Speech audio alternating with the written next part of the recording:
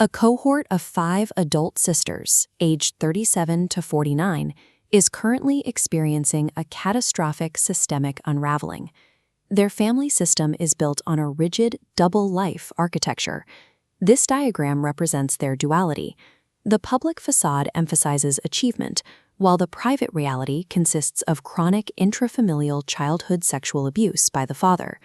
Using his public reputation to invalidate internal challenges, he frames dissent as delusion, gaslighting the siblings and severing their connection. In this unit, the preservation of the curated facade overrides the developmental and psychological actualization of its members. Jennifer Fried's betrayal trauma theory provides the primary lens for understanding why these daughters remained compliant within the system. To maintain a necessary attachment to a caregiver who is also an abuser, a child often utilizes betrayal blindness. They unconsciously fragment their reality to stay connected to their source of survival. We will deconstruct the mechanics of this system using the family systems frameworks of Bowen and Banuchin. Enforced secrecy sculpts the victim's nervous systems around a constant state of threat and denial. This severe midlife dysfunction reflects a set of systemic defense mechanisms failing under the pressure of adult transitions. This system is marked by a clinical anomaly, an exact 36-month birth interval across all 5 daughters.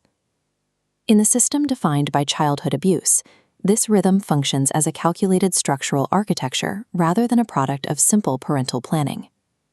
This timeline maps the first hypothesis, developmental vulnerability. Around age 3, a child develops complex syntax and a higher awareness of their surroundings. A child acquiring the language to describe events becomes a threat to the family's secrecy.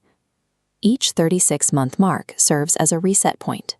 The birth of a new infant allows the abuser to shift focus back to a nonverbal, dependent target, mitigating the risk of exposure from an older, more aware child. This spacing also fuels a grooming cycle, where older siblings are parentified and manipulated into modeling compliance for the younger ones. This chronobiology weaponizes natural development, turning the child's own maturation into a systemic liability. The mother operates from a helpless state of mind, a clinical construct defined by passive dissociation. The relentless 3-year reproductive rhythm results in maternal depletion and sequential emotional neglect for the older siblings. Consequently, each sister is raised as an isolated pseudo-only child during her first 36 months of life. The arrival of a new infant ends this period of focus, forcing an abrupt shift in the mother's limited emotional resources. This combination of maternal absence and sudden dethronement creates a protective void, ensuring the siblings lack the emotional foundation needed to unify against the abuser. Maintaining Michael Slepian's model of situated concealment requires immense cognitive effort, leading to intense role rigidity. These roles function as survival strategies designed to protect the double life. As the golden child, S1 is assigned the task of image management. She learns that her worth is tied to public performance and the suppression of her own struggles. S2 acts as the enforcer and caretaker, acting as a sponge for parental anxiety and policing the loyalty of her sisters. S4 is the scapegoat. She serves as the repository for systemic shame and takes on the role of the targeted truth teller. The lost child and mascot roles provide distraction and withdrawal to help the system manage ambient anxiety. These roles turn the sibling group into a social echo chamber, characterized by mutual surveillance and suspicion.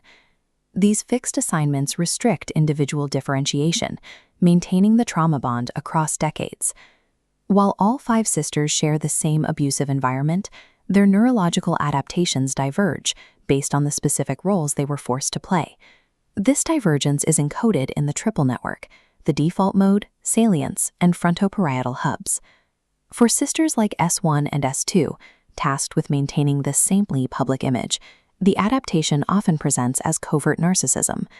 These individuals exhibit hyperactivity in the default mode network, reflecting an obsessive preoccupation with self-image and status evaluation. For those who served as the scapegoat, or who were more frequently targeted for abuse, the adaptation often shifts towards secondary psychopathy. This manifests as suppressed activity in the salience network.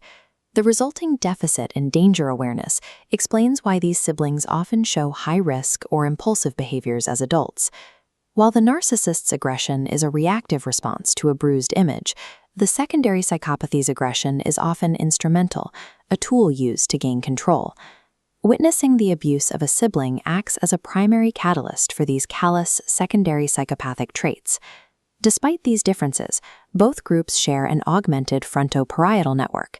This is the biological infrastructure that allows them to plan and execute the complex strategic concealment required by their double life.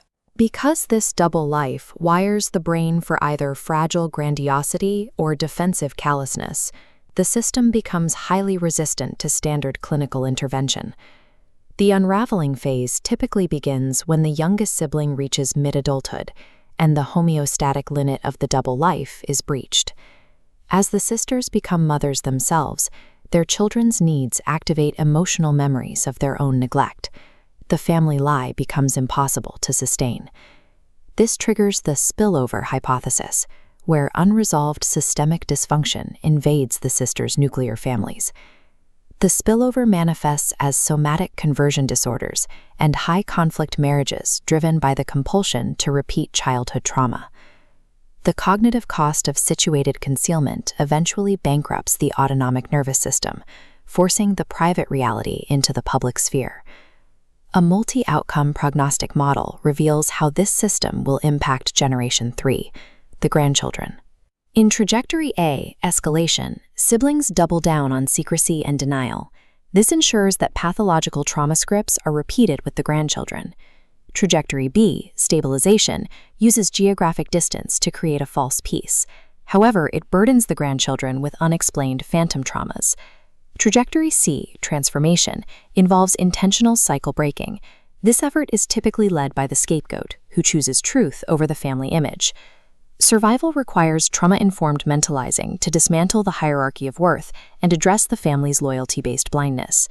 Prioritizing the psychological safety of the grandchildren over the family facade is the only mechanism that can end the transmission of trauma.